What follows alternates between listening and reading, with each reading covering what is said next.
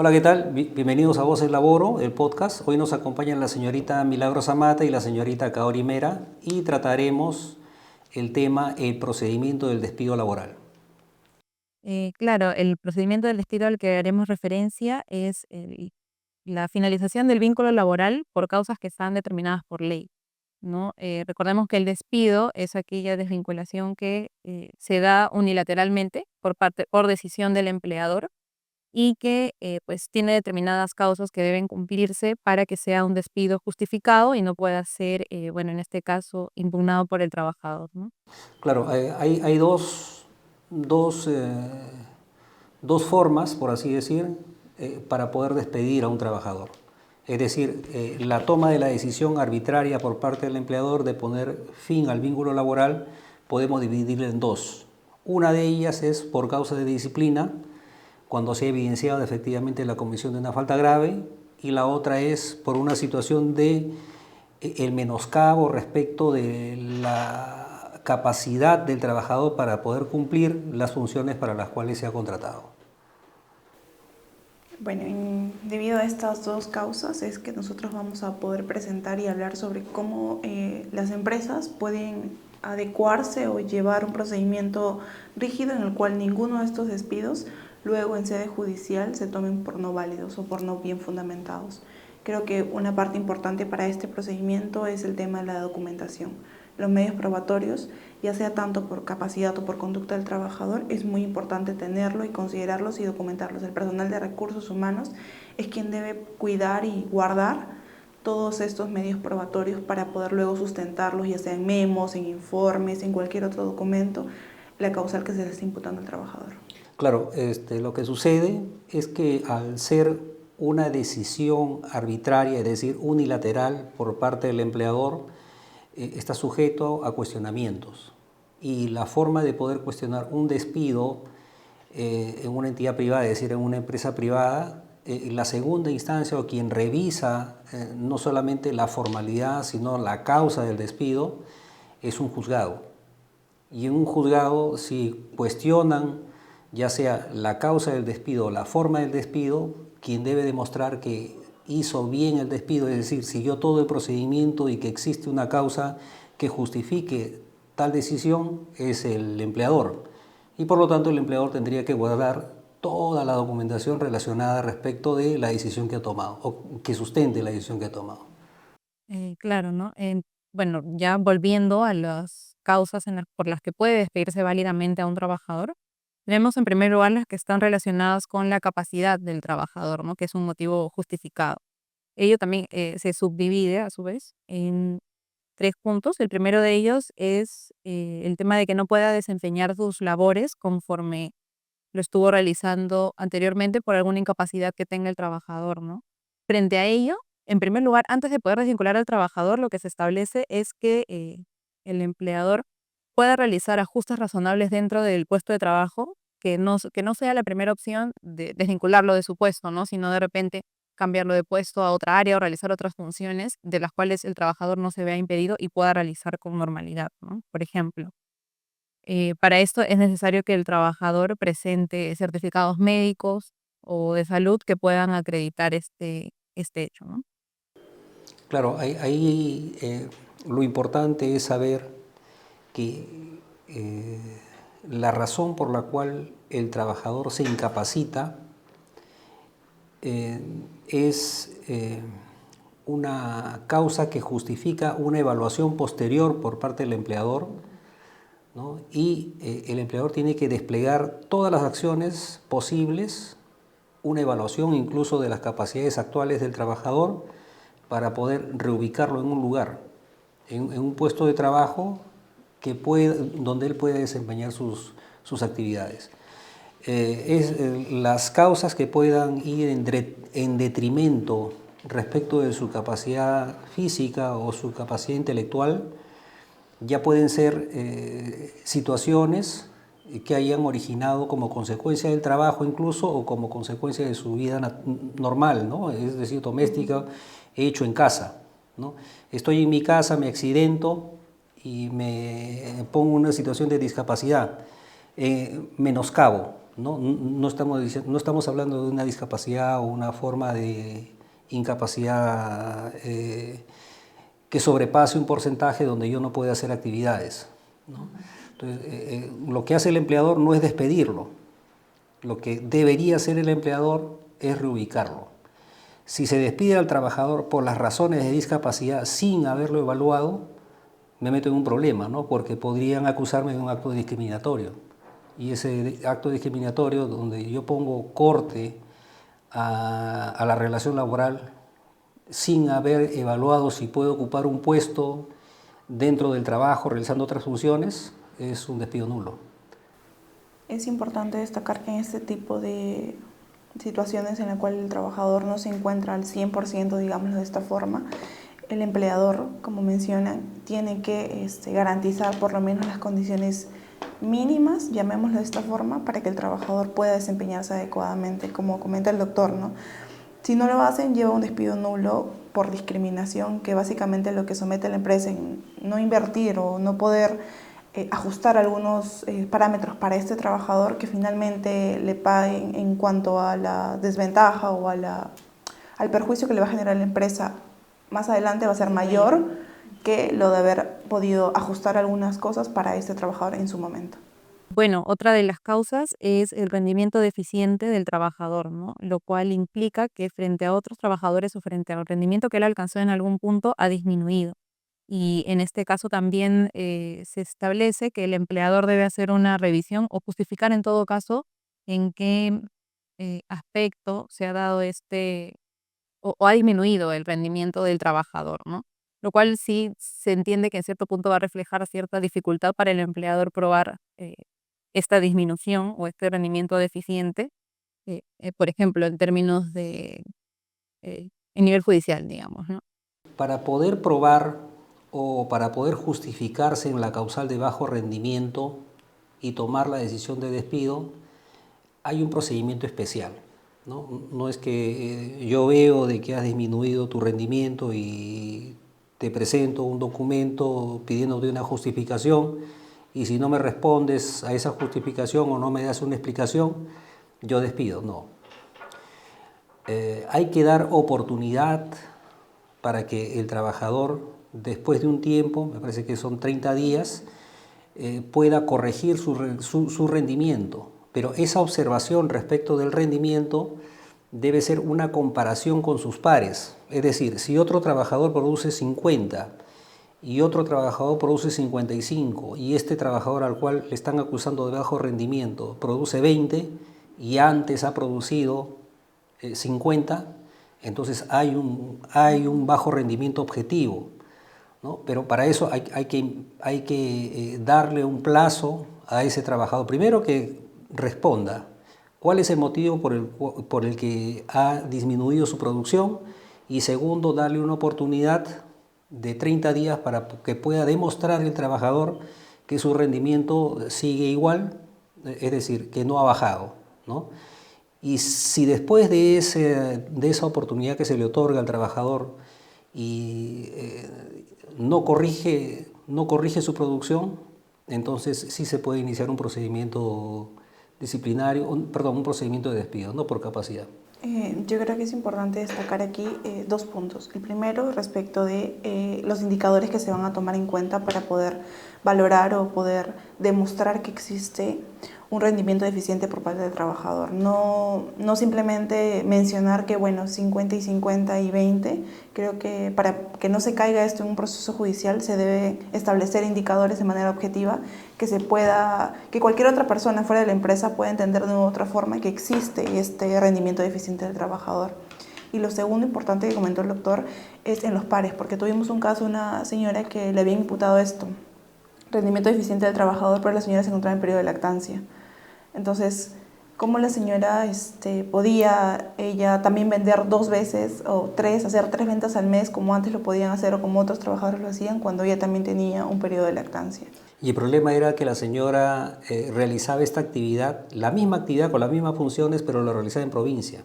Y en menos tiempo. Y claro, en menos tiempo, y las personas con las cuales se comparaba trabajaban aquí en Lima, donde hay mayor público, mayor personas a las cuales podía llegar las ventas.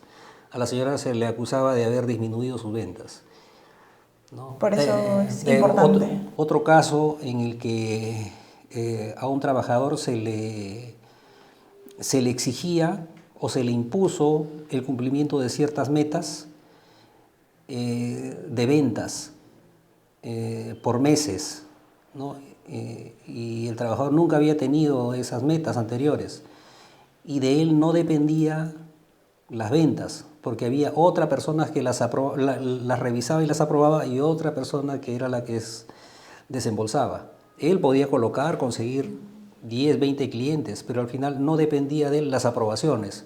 Y lo que se le decía a él es que se le calificaba por las ventas realizadas y él solamente estaba encargado de armar los expedientes, captar a los clientes y otros luego no dependía de él. Sí, por eso creo que es importante tener en claro, que se tenga en claro frente a quiénes se pone a evaluar el rendimiento del trabajador, o sea, en las mismas condiciones, ¿no? Porque estas desigualdades van a hacer eso, ¿no? Que se logre luego en sede judicial caerse ese tipo de despido, ese procedimiento no va a ser válido. Claro, lo que pasó era que anularon esa imposición, ese memorándum que exigía ese tipo de cumplimiento de metas, y en el otro caso en el que me dices, lo que se logró era de que el empleador dé un paso atrás.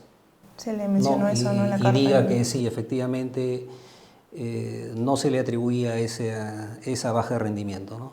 Y ahí quedó el caso, ¿no? Entonces Sí. es importante que las personas, bueno, las empresas en general, los empleadores tengan en consideración esto, porque si es que siguen adelante aún a pesar de esto, en sede judicial igual va a caer. Sí, si uno ha hecho un mal procedimiento, ha hecho una mala evaluación, mejor es no forzar las cosas, ¿no?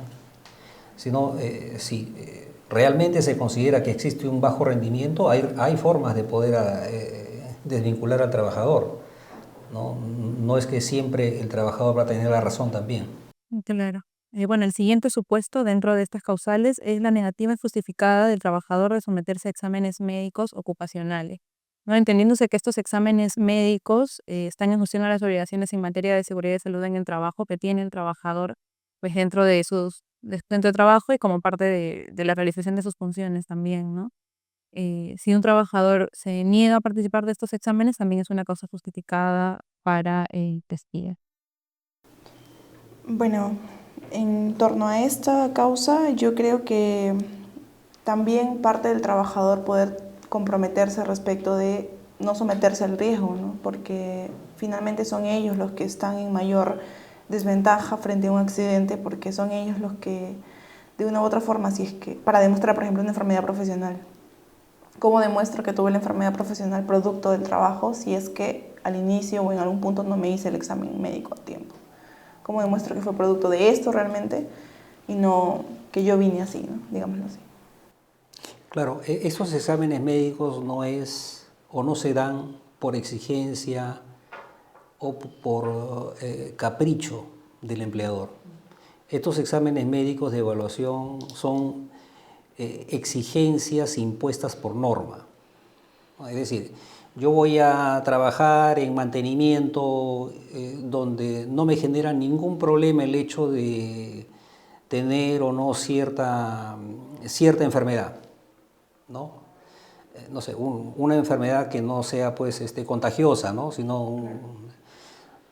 Y el empleador no puede exigirme que yo pase un control o un examen médico si es que no está regulado por ley, ¿no? Un conductor que realice una actividad de riesgo, ¿no? Llevando o transportando algún tipo de carga, por ley, por ejemplo, se le exige de que aquellos conductores que realizan el manejo de vehículos pesados pasen un examen médico, adicional al que uno tenga para poder conseguir el brevete.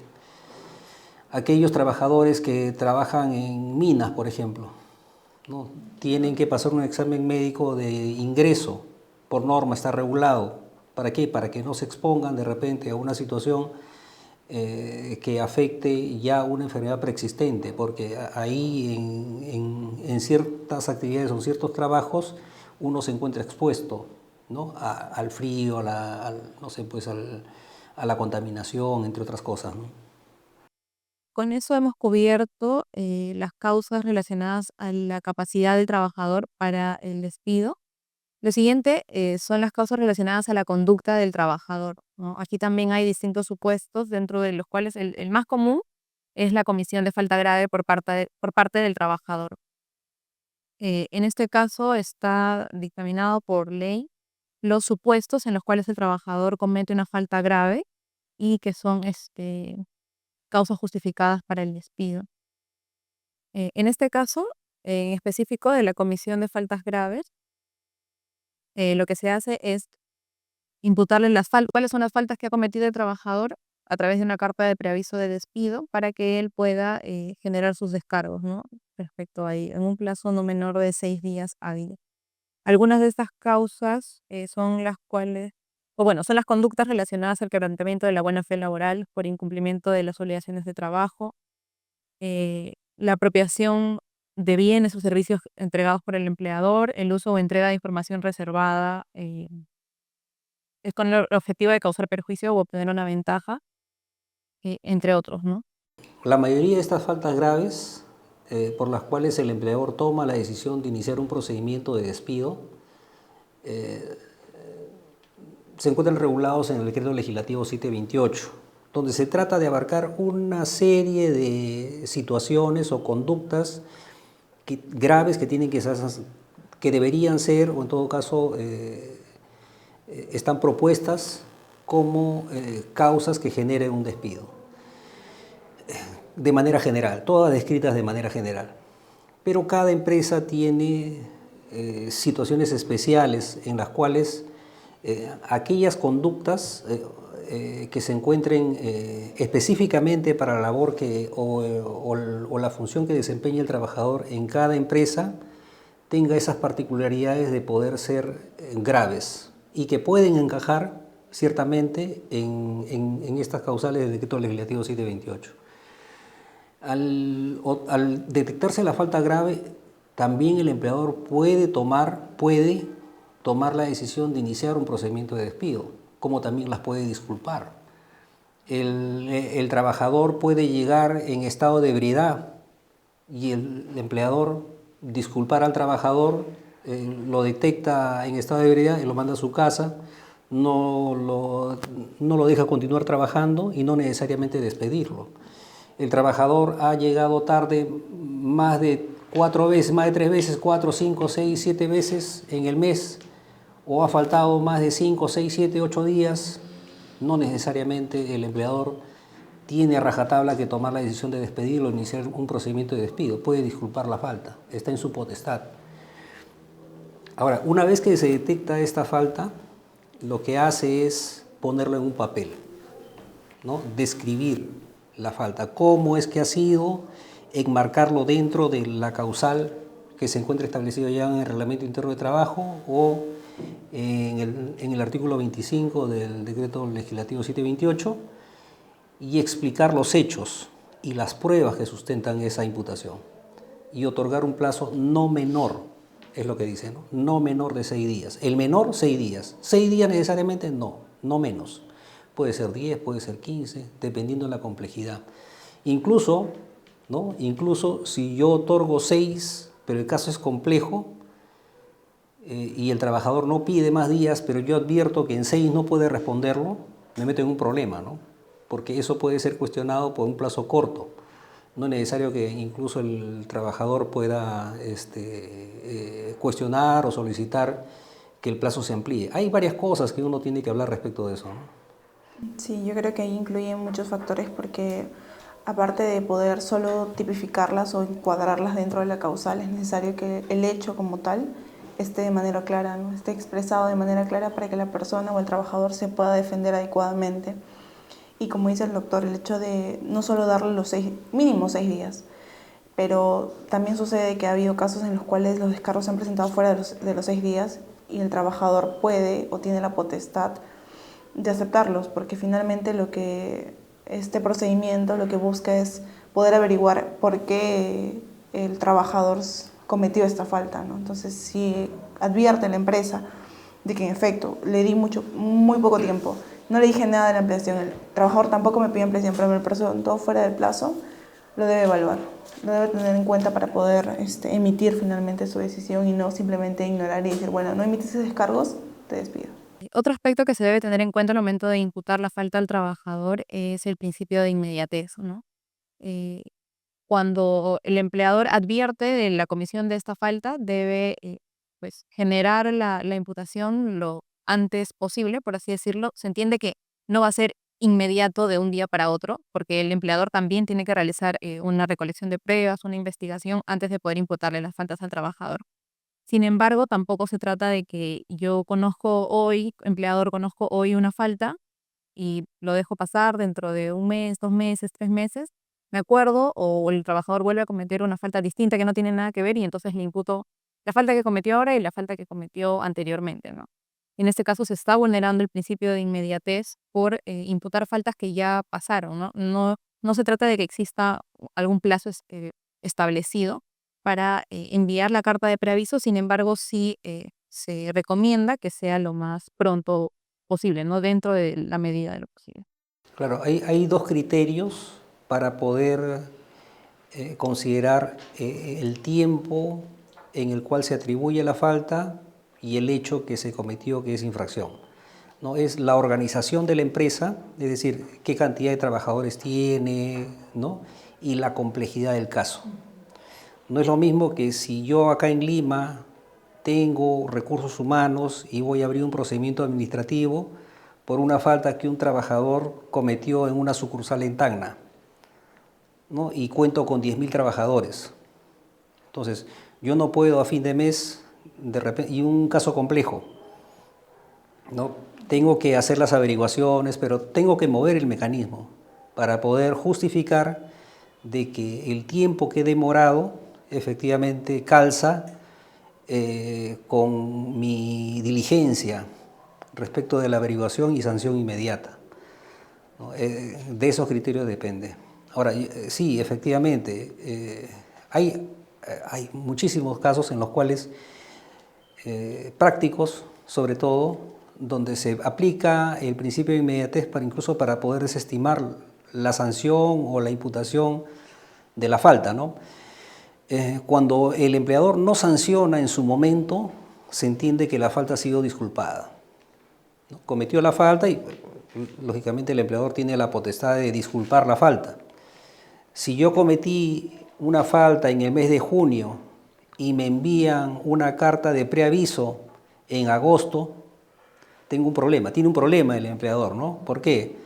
Porque no ha actuado de manera diligente. No, es que recién me han comunicado. Bueno, entonces los mecanismos que tiene para la comunicación respecto del inicio de un procedimiento para sancionar son deficientes y de eso no se perjudica el trabajador, sino el empleador por su inacción.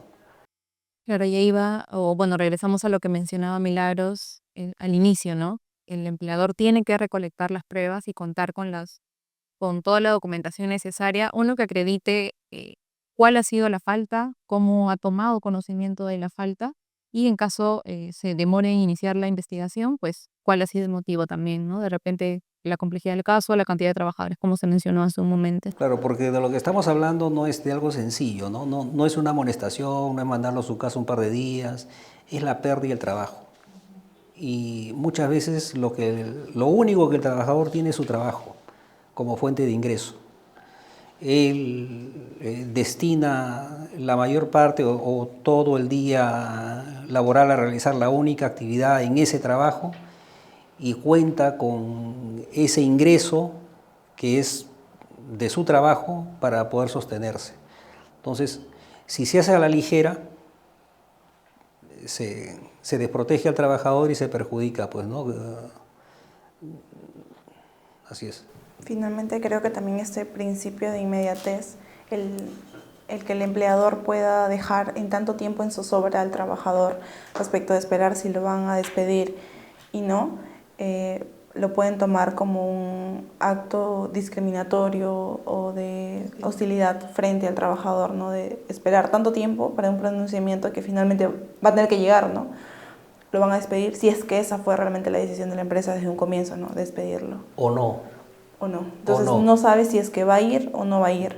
Hay trabajadores, como comenta el doctor, ¿no? Que simplemente es su única fuente de ingresos y le dices, oye, estás en licencia con goce 6 días, ahora sabes que me voy a demorar más, 30 días. Claro, ahí la inmediatez ya va en dos tipos, ¿no? Uno, para el inicio de la activación del mecanismo del procedimiento para poder despedir, y el segundo tiempo o la segunda forma de la aplicación del principio de inmediatez es la aplicación de la sanción.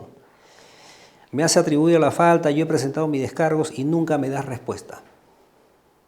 ¿Cuánto tiempo espero? ¿No? ¿Cuánto tiempo espero? Pasa un mes, principio de inmediatez. ¿No? Ya, entiendo que me has disculpado la falta. ¿Ya? No, es que ya después de 3 meses sí ya he tomado la decisión de poder sancionarte. No. Muy difícil, ¿no? Claro, no aplica, yo puedo ir a un juzgado, el trabajador puede ir a un juzgado, aplicación de principio de inmediatez y gana, ¿no? Con justa razón. Una vez que el empleador recibe los descargos efectuados por el empleador, debe pues tomar una decisión de si continuar y despedir al trabajador o no. En el caso de que el empleador decida finalizar el vínculo del trabajador debido a que ha comprobado que sí se cometió la falta grave, pues debe enviar o notificar al trabajador la carta de despido, en la cual debe estar de manera clara y expresa cuáles son los hechos que se están imputando al trabajador, las faltas, la normativa en la cual se está basando y encajarlo en uno de los supuestos que ya hemos mencionado anteriormente, ¿no?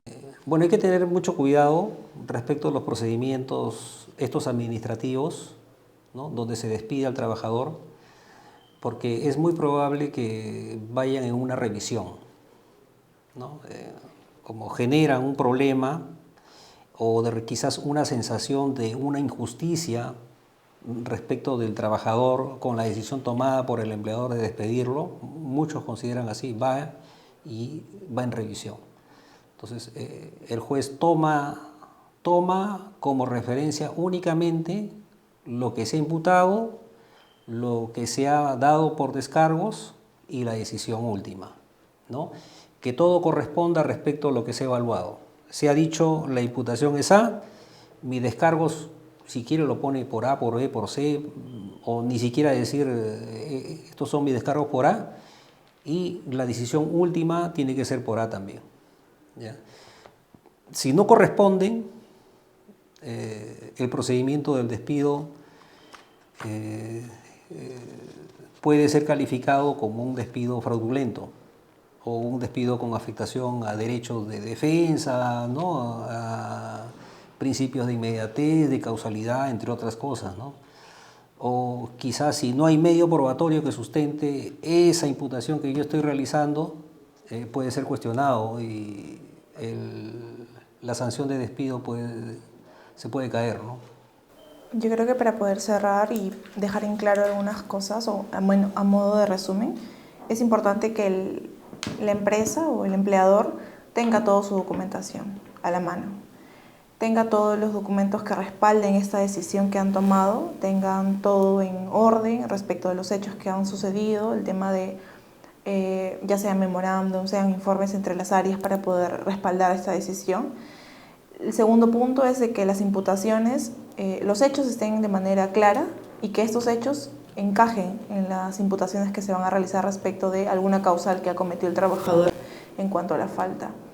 Y es importante que sí el personal encargado de esto evalúe bien qué es lo que va a imputar, porque como se comenta, no se puede imputar por A y luego al final digo, ¿sabes qué? También es B, ¿no? Si es que ya le has imputado A y tú estás seguro que es en A, mantenerte en A hasta el final y para eso poder hacer una evaluación minuciosa. No es simplemente la ligera, bueno, ¿sabe que el trabajador llegó tarde? Pongamos eso, que llegó tarde y ya veremos si en el camino sale algo más, ¿no? No debería ser así. Y en cuanto a lo último, mantener siempre la forma de pensar de que el despido es lo último. O sea, es lo último que el empleador debe pensar respecto a su trabajador. De repente buscar otras maneras o otras soluciones para poder mantener el vínculo si es que así lo considerara. Sí, con eso ya hemos tocado los puntos importantes, bueno, de manera un poco resumida, ¿no? Porque siempre va a haber más que hablar respecto a este tipo de despidos. Para eso quedamos atentos a cualquier consulta adicional que nos puedan hacer, ya sea acá en los comentarios o en las demás redes para poder absolver estos puntos. Bien, muchas gracias. Los esperamos en el próximo episodio, ¿no? En la siguiente semana.